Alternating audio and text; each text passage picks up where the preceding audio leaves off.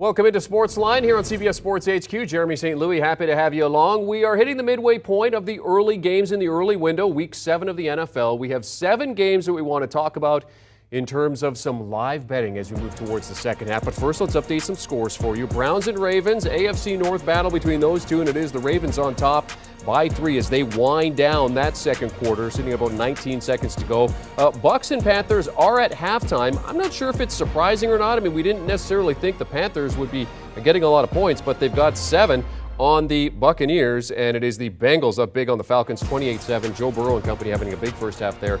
Lions up by 3 as well. Jaguars beating the Giants by 1. That's not a score you see very often in the NFL, 11-10. Titans shutting out the Colts at present, 13-0 there. And the Packers up by 4 on the Commanders with 5:50 to go in the second quarter.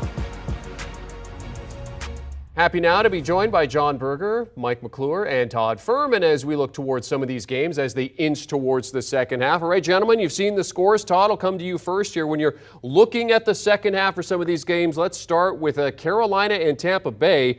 Panthers with a surprising lead on the Bucs at halftime.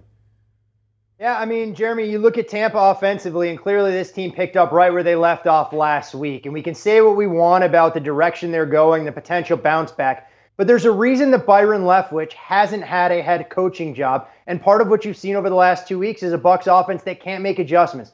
There's no reason for them to be going into the break with a goose egg on the board against the Carolina Panthers team, who clearly has waved the white flag. They haven't been able to run the football. The yards per play at 4.1 is downright awful. And there are clearly things that this team has to get figured out on the offensive side.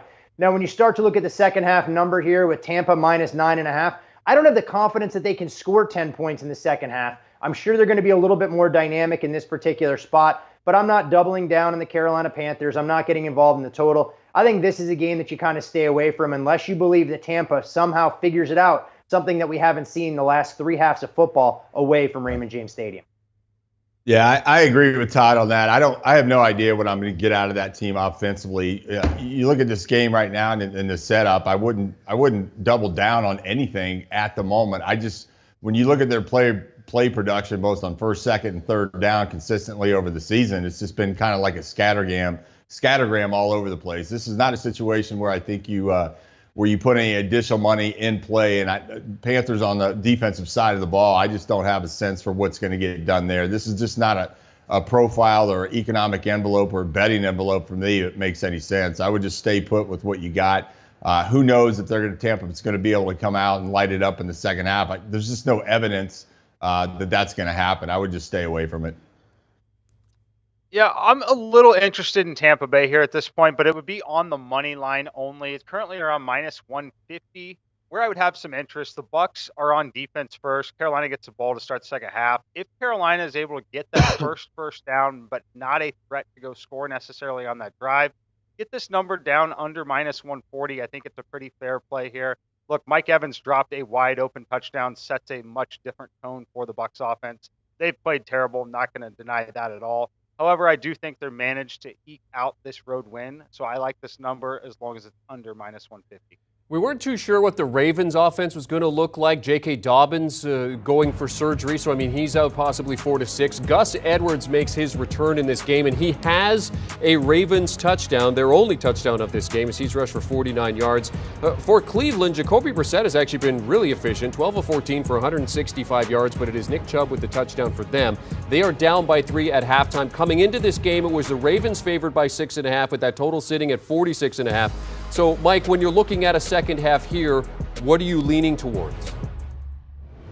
I'm leaning towards the Ravens here still in this spot. I'm looking also at live player props on Mark Andrews. He's been held without a catch so far in this game. I expect him to find some involvement here in the second half.